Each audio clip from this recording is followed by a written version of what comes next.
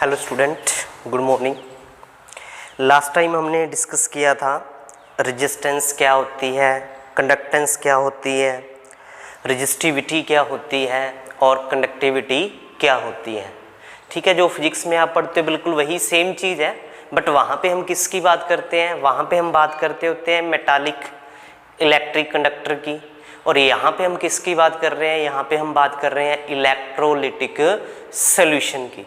तो जैसे metallic conductor के अंदर कंडक्टेंस होती है, उसका अपोज होता है, उसको रेजिस्टेंस बोल देते हैं। मटेरियल की जो रेजिस्टेंस होती है उसको रेजिस्टिविटी बोल देते हैं, और मटेरियल की जो कंडक्टेंस होती है उसको कंडक्टिविटी बोल देते हैं। तो सेम ही यहाँ पे सॉल्यूशन के लिए, इलेक्ट्रोलिटिक सॉल्यूशन के लिए टर्म्स यूज की जाती हैं। उसके अलावा कहता है हमारे पास ना 3 टाइप की और क्या होती है, कंडक्टिविटी होती है। तो उन 3 टाइप की कंडक्टिविटी को हम डिफाइन करेंगे। तो नंबर 1 है हमारे पास क्या, स्पेसिफिक कंडक्टिविटी। स्पेसिफिक कंडक्टिविटी, इसको डिनोट करते हैं कप्पा से। तो ये क्या है, ये कहता है वो है कंडक्टिविटी आयंस के द्वारा। ठीक है, ये वो है कंडक्टिविटी आयंस के द्वारा जो होती है कब, जब उस इलेक्ट्रोलिटिक सॉल्यूशन की जो लेंथ है वो हम कितनी ले, 1 सेंटीमीटर। कितनी ले, 1 सेंटीमीटर। और उसका एरिया ऑफ क्रॉस सेक्शन जो लें वो हम क्या बोलेंगे, उसके अंदर जो आयंस की कंडक्टिविटी होगी उस कंडक्टिविटी को हम क्या बोलेंगे, स्पेसिफिक कंडक्टिविटी। तो क्या होगी ये हमारे पास, इट इज दी कंडक्टिविटी, ये क्या हमारे पास कंडक्टिविटी है किसकी, ऑफ द आयंस, आयंस की present in A electrolytic solution. किसके अंदर प्रेजेंट होंगे, इलेक्ट्रोलिटिक सॉल्यूशन के अंदर, whose length is 1 centimeter and area of cross section कितना होना चाहिए, 1 सेंटीमीटर स्क्वायर। उसकी वजह से जो कंडक्टिविटी होगी उसे हम क्या बोलते हैं, स्पेसिफिक कंडक्टिविटी। और ये हमने बोला था रेसिप्रोकल होता है किसका, रेजिस्टिविटी का। तो हमें पता है हमारे पास जो कप्पा है यानी स्पेसिफिक कंडक्टिविटी वो किसकी इक्वल आएगी, वो आएगी हमारे पास, यहाँ पे हमारे पास रेसिप्रोकल होता है ना, रेसिप्रोकल ऑफ रेजिस्टेंस 1/G, और साथ में क्या होता है हमारे पास L/A। अब जो हमारे पास 1/R होता है यानी ये रेसिप्रोकल है रेजिस्टेंस, तो रेसिप्रोकल ऑफ रेजिस्टेंस को हम क्या बोलते हैं, कंडक्टेंस, जिसको हम डिनोट करते हैं G से। और जो हमारे पास L/A होता है, L क्या होता है लेंथ और A क्या होता है एरिया, इसको क्या बोल देते हैं, सेल कांस्टेंट। क्या बोल देते हैं, सेल कांस्टेंट। तो यहाँ से हमारे पास क्या चीज आ जाती है कि जो स्पेसिफिक कंडक्टेंस या स्पेसिफिक कंडक्टिविटी कहें वो किसकी इक्वल होगी हमारे पास, कंडक्टेंस। किसकी इक्वल होगी, conductance into cell constant.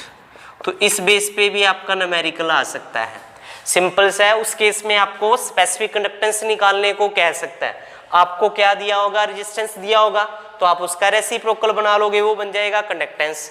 Cell constant हो सकता है सीधा दिया हो आपको, या हो सकता है उस इलेक्ट्रोलिटिक सेल की लेंथ दी हो और एरिया दिया हो, तो उसको डिवाइड कर लो, वो क्या बन जाएगा आपका सेल कांस्टेंट। तो इस तरह से हम यहाँ पे कंडक्टेंस की वैल्यू पुट कर देंगे सेल कांस्टेंट की, और क्या निकल जाएगी, स्पेसिफिक कंडक्टेंस की। या हो सकता है आपकी स्पेसिफिक कंडक्टेंस दी हो, रेजिस्टेंस दी हो और सेल कांस्टेंट निकालना हो, कुछ भी आपको दे सकता है, वो निकाल सकते हो आप इस इक्वेशन से। ओके, अब बात करते हैं हम दूसरी कंडक्टेंस की, जिसे हम क्या बोलते हैं, इक्विवेलेंट कंडक्टेंस। इसको डिनोट करते हैं लैम्डा ई क्यू से। किससे डिनोट करते हैं? लैम्डा ई क्यू से। तो लैम्डा ई क्यू यानी इक्विवेलेंट कंडक्टिविटी हमारे पास क्या है? तो कहता है ये वो कंडक्टिविटी है जो आयंस के द्वारा प्रोड्यूस होगी, पर कब? जब उस साल्ट का, उस इलेक्ट्रोलाइट का कितना 1 ग्राम इक्विवेलेंट, कितना 1 ग्राम इक्विवेलेंट हम कितने में डालेंगे? 20 सेंटीमीटर क्यूब सॉल्यूशन के अंदर। कितने के अंदर? 20 सेंटीमीटर क्यूब सॉल्यूशन के अंदर। तो उनके अंदर जो आयंस प्रोड्यूस होंगे, उन आयंस की वजह से कंडक्टिविटी जो होगी, कब? जब उसको 20 सेंटीमीटर क्यूब सॉल्यूशन के अंदर डाला जाएगा तब। और कंडीशन क्या है कि जो हमारे पास इलेक्ट्रोड्स हैं वो कितने होने चाहिए? 1 सेंटीमीटर अपार्ट होने चाहिए, दूर दूर होने चाहिए, so that whole solution of the electrolyte are lies in between these electrodes, ताकि वो सारे का सारा सॉल्यूशन उन दो इलेक्ट्रोड्स के बीच में पूरा पूरा समा जाए, इतना गैप होना चाहिए। ठीक है, उस समय जो कंडक्टिविटी पैदा होगी किसी साल्ट के द्वारा, उससे हम क्या बोलेंगे? उसकी इक्विवेलेंट कंडक्टिविटी। तो क्या होगी? It is the conductivity produced by an electrolyte, कोई भी इलेक्ट्रोलाइट हो सकता है, इलेक्ट्रोलाइट when 1 ग्राम, कब? when 1 gram equivalent of that substance कह लो या इलेक्ट्रोलाइट कह लो, सब्सटेंस और electrolyte are dissolve in 20 centimetre cube solution. ठीक है, कितना? 20 centimetre cube solution. And the electrodes are so apart to each other, so apart to each other, so that whole solution are contained between these electrodes। तो उस time जो conductivity पैदा होगी, उस conductivity को हम क्या बोलते हैं? Equivalent conductivity. इसका रिप्रेजेंटेशन आपको बता दिया, लैम्डा ई क्यू। इसको क्या बोलना है? Lambda E Q. किसके इक्वल होता है ये? हमारे पास के यानी कप्पा यानी specific conductivity into 1000 by normality. ये हमारे पास इसका फॉर्मूला हो जाता है। क्या निकालने के लिए? इक्विवेलेंट कंडक्टिविटी कह लो या इक्विवेलेंट कंडक्टेंस जो है वो निकालने के लिए हमारे पास ये फॉर्मूला हो जाता है। तो दोबारा से कई बार सीधा डायरेक्ट डेफिनेशन पूछ लेते हैं, तो ये भी लिख सकते हो। अगर ये आपको थोड़ी सी टिपिकल लग रही है तो आप सिंपल सा ये लिख सकते हो कि conductivity produce by an electrolyte when 1 gram equivalent of that substance are dissolve in V centimetre cube solution. इतना भी लिख सकते हो। जो नहीं कि ये सारा लिखना है, जिनको याद हो जाती है तो बहुत अच्छी बात है, जो नहीं कर पाते तो वो यहाँ तक ही लिख सकते हैं, are dissolve in V centimetre solution, यहाँ तक कि उन आयंस के द्वारा कितनी कंडक्टिविटी प्रोड्यूस होगी, उसी को हम क्या बोलते हैं? उसकी इक्विवेलेंट कंडक्टिविटी। ठीक है, ये इसका फॉर्मूला है K × 1000 बाय N। के हो सकता है आपको सीधा ही दिया हो सकता है आपको ना दिया हो, तो फिर आपको इस फॉर्मूले से निकालना पड़ेगा। आपको रेजिस्टेंस दी हो सकती है, सेल कांस्टेंट दिया हो सकता है, तो इस तरह से आप वैल्यू पुट करके निकाल सकते हो। ओके, अब बात करते हैं हम नेक्स्ट टाइप की, जो थर्ड टाइप की हमारे पास कंडक्टेंस है, जिसको हम बोलते हैं मोलर कंडक्टिविटी या मोलर कंडक्टेंस। बस इसमें इतना फर्क है कि यहाँ पे हम क्या लगा देते हैं? Lambda m। क्या कर देंगे? लैम्डा m कर देंगे। तो अब m यानी मोलर यानी मोलैरिटी, ठीक है। तो क्या होगा, it is the conductivity produce by कब, व्हेन 1 मोल, ठीक है, कब, when 1 mole of that substance, 1 mole of that substance या electrolyte are dissolve in V centimetre cube solution and the electrode are so apart to each other so that solution are contained between these electrodes, उससे हम क्या बोलेंगे, molar conductance.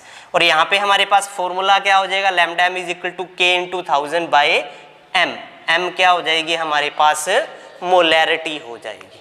तो इस तरह से हम क्या कर सकते हैं, मोलर कंडक्टिविटी भी निकाल सकते हैं। तो कई बार तो डायरेक्ट डेफिनेशन पूछ लेते हैं जो बहुत ही आसान है, ठीक है, याद करनी है, 1-2 बार करोगे याद हो जाएगी। या फिर इसका क्या पूछा जाता है, न्यूमेरिकल। अब हमें ये तीनों फॉर्मूले याद रखने हैं, किसके लिए, स्पेसिफिक कंडक्टेंस के लिए भी, मोलर कंडक्टेंस के लिए भी और इक्विवेलेंट कंडक्टेंस के लिए भी फॉर्मूला याद रखना है। तो अभी हम कुछ न्यूमेरिकल करते हैं इसी बेस पे, बहुत आसान से होते हैं न्यूमेरिकल।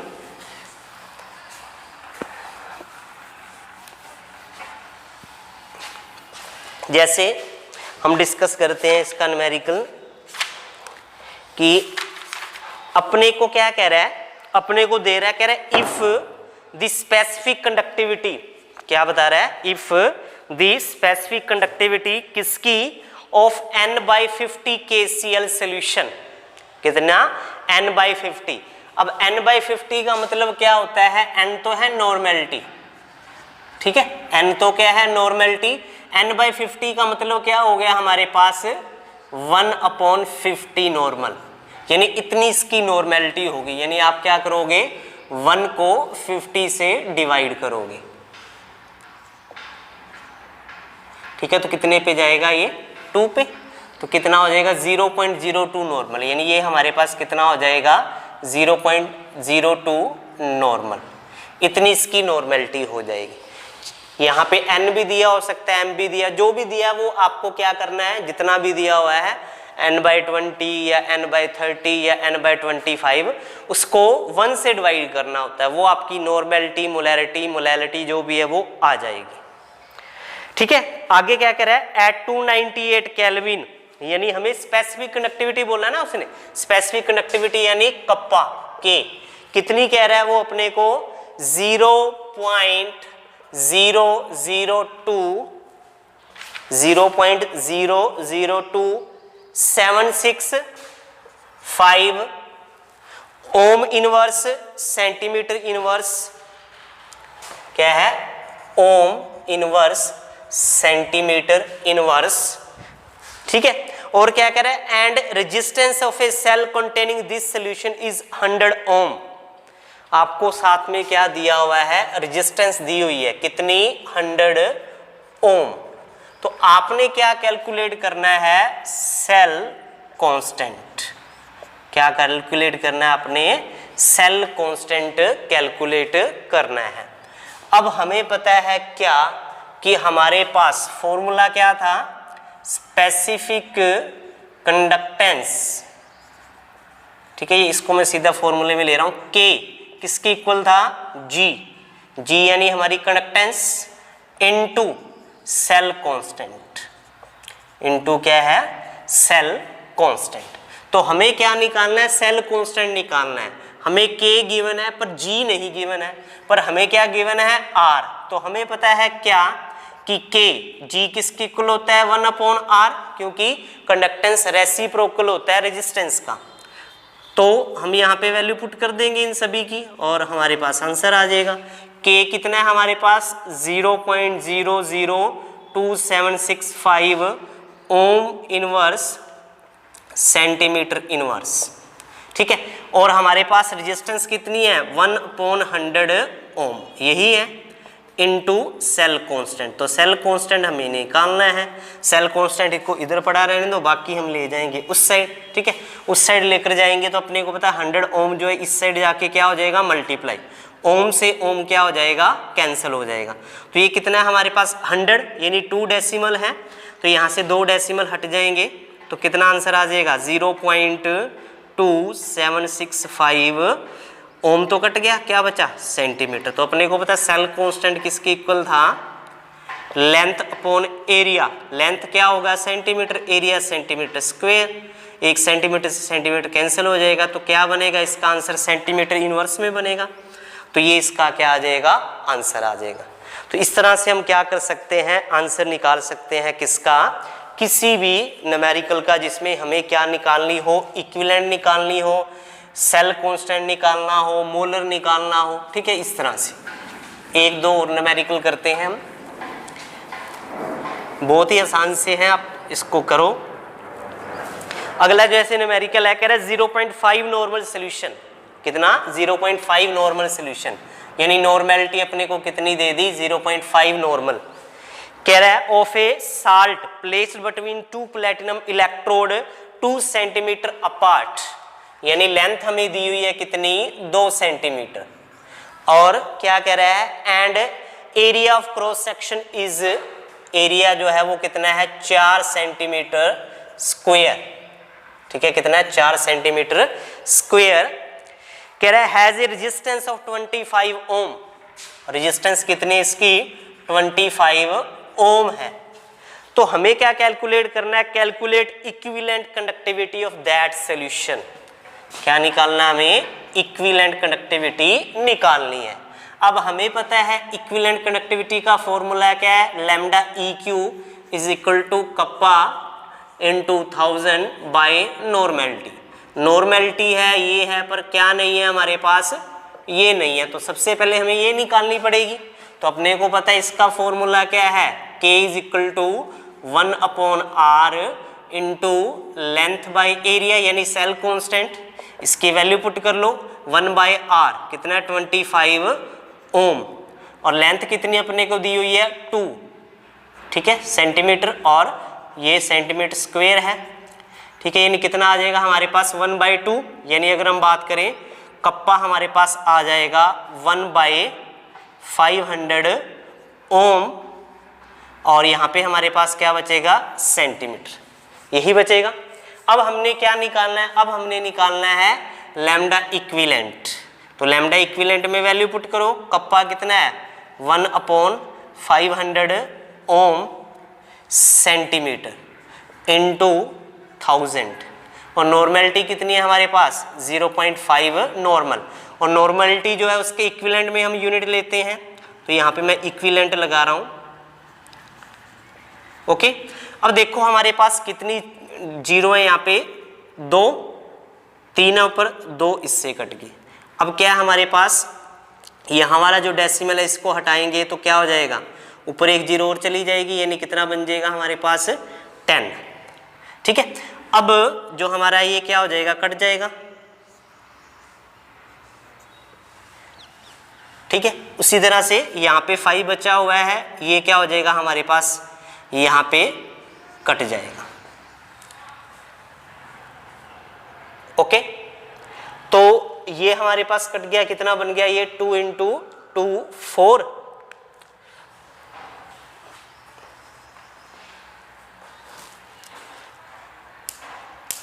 एक डेसिमल,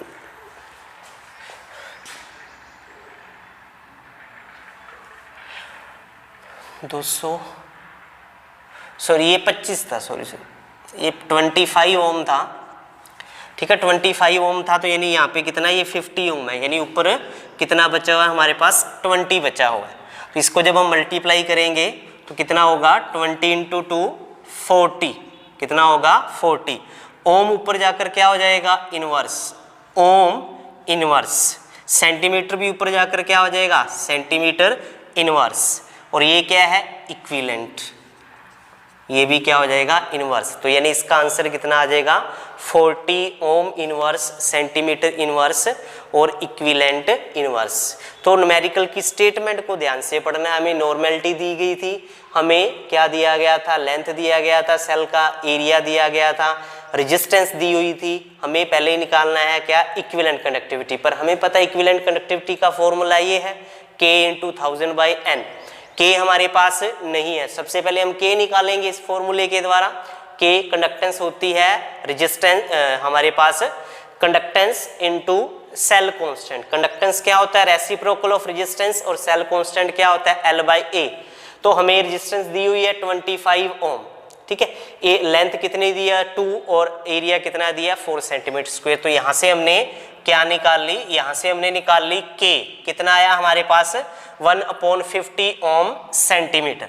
फिर हमने निकालना है लैम्डा EQ, तो यहाँ पे K की वैल्यू पुट कर दी 1/50 ओम सेंटीमीटर और ये सारी वैल्यू पुट कर दी। तो इसको जब हमने कटिंग की, इसको कट किया तो कितना आ गया हमारे पास 40 ohm inverse centimetre inverse equivalent inverse. तो इस तरह से हम क्या निकाल सकते हैं, जो कंडक्टिविटी है कौन से वाली हमारे पास इक्विवेलेंट कंडक्टिविटी है वो निकाल सकते हैं। तो अब उसी तरह से एक और न्यूमेरिकल जिसमें हम क्या करेंगे, कौन सी निकालेंगे, मोलर कंडक्टिविटी निकालेंगे। तो इसमें न्यूमेरिकल में कह रहा है द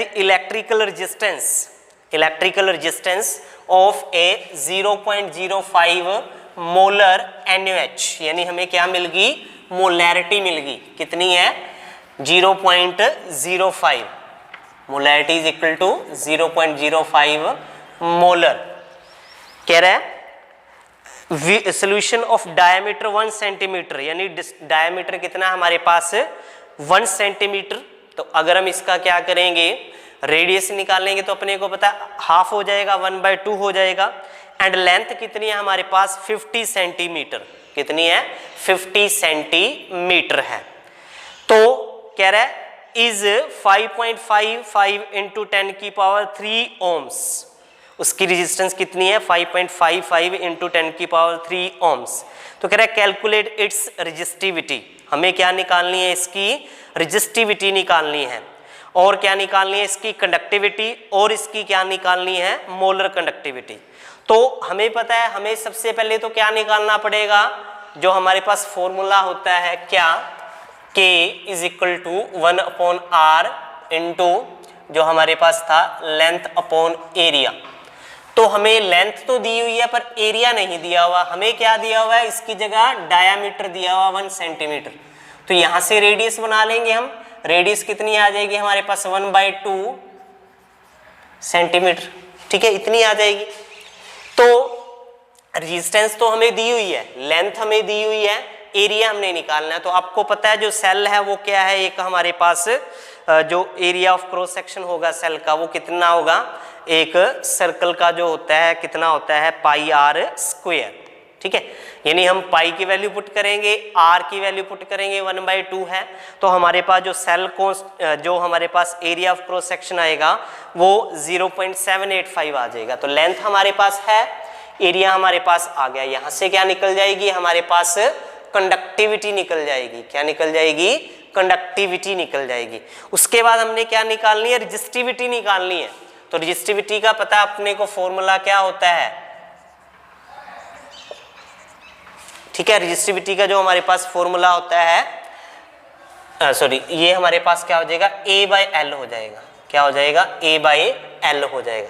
रेजिस्टेंस की वैल्यू है, एरिया की है, लेंथ की है, तो यहाँ से क्या निकल जाएगी रेजिस्टिविटी। फिर हमने मोलर कंडक्टिविटी निकालनी है, तो उसका फॉर्मूला तो सिंपल सा है, ये हो जाएगा K हमारा निकल जाएगा, यहाँ से जो वैल्यू निकलेगी मोलैरिटी आपको दी हुई है। तो इस तरह से भी आप इसको कर सकते हो। तो बहुत आसान से न्यूमेरिकल है, ये आप ट्राई करो, बुक में दिए हुए हैं और भी। तो ये हमारे पास हो जाती है टाइप्स ऑफ कंडक्टिविटी की। अब हम बात करेंगे वेरिएशंस, जो हमारे पास वेरिएशंस होती है किसकी, मोलर कंडक्टिविटी की, स्पेसिफिक कंडक्टिविटी की, इक्विवेलेंट कंडक्टिविटी की, इनकी क्या वेरिएशन है। तो हम इसको हेडिंग बनाएंगे वेरिएशन ऑफ मोलर, उसके बाद इक्विवेलेंट एंड स्पेसिफिक कंडक्टिविटी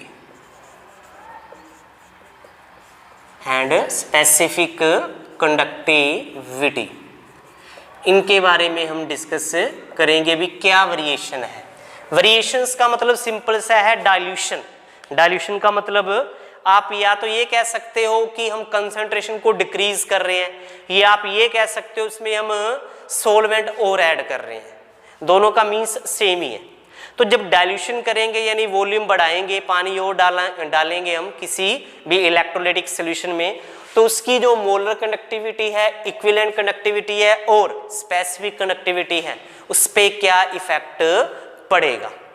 तो हमें पता है कि सोलवेंट का काम क्या होता है, सोलवेंट क्या करता है, जो सोल्ट है, जो इलेक्ट्रोलाइट है, उसके अंदर जो आयंस के बीच में इंटर इलेक्ट्रॉनिक इंटरेक्शन है, कौन सी, इंटर इलेक्ट्रॉनिक इंटरेक्शन, उसको वीक करता है, कमजोर कर देता है, जिससे वो आयंस दूर दूर हो जाते हैं।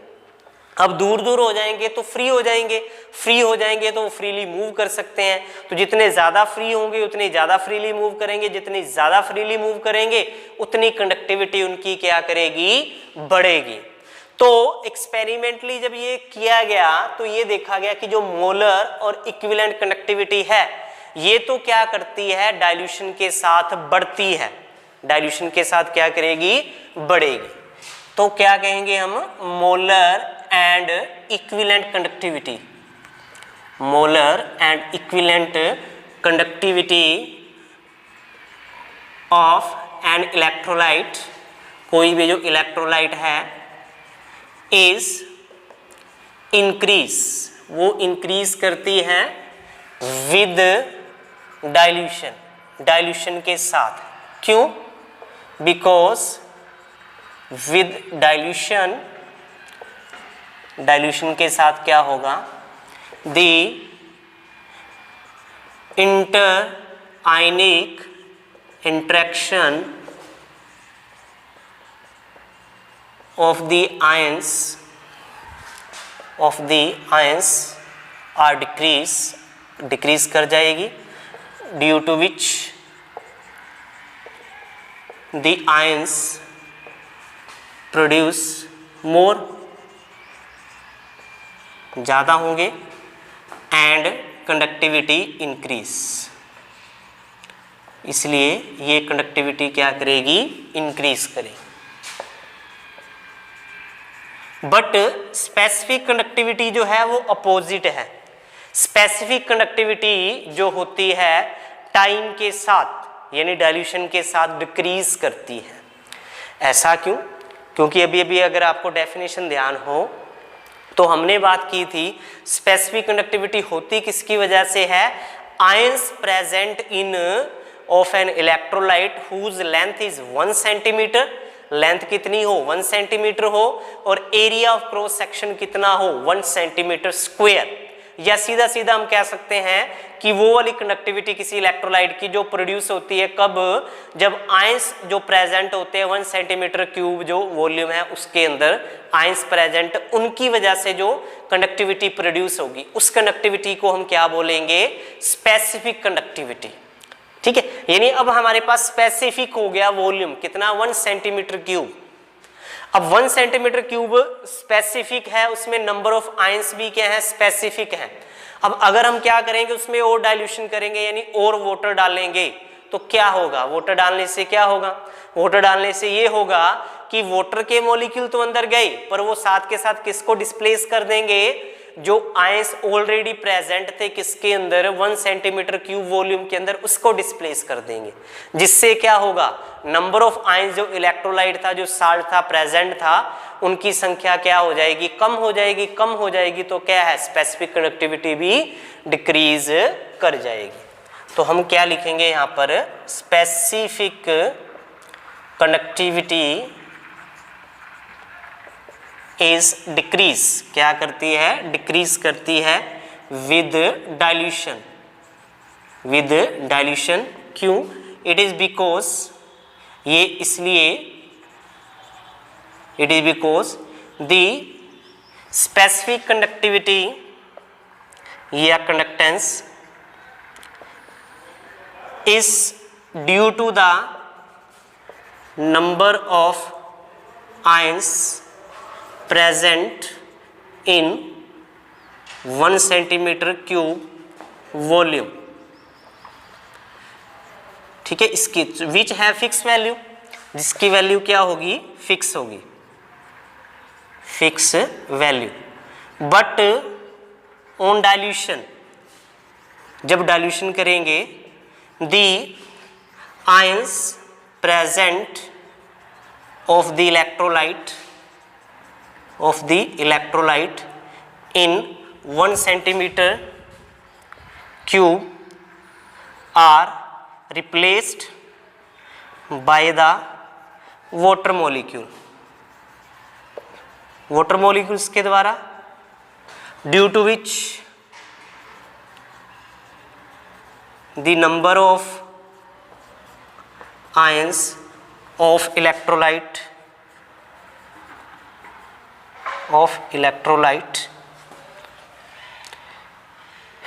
in 1 centimeter cube is decrease, क्या हो जाएंगे, वो डिक्रीज हो जाएंगे. सो कंडक्टिविटी इज डिक्रीज, इसलिए कंडक्टिविटी क्या कर जाएगी, डिक्रीज कर जाएगी. तो ये है हमारे पास क्या वेरिएशन का इफेक्ट होगा कि हम डाइल्यूशन करें तो क्या इफेक्ट पड़ेगा. ठीक है, तो स्पेसिफिक तो डिक्रीज करेगी पर मोलर और इक्विवेलेंट क्या करेगी, इंक्रीज करेगी.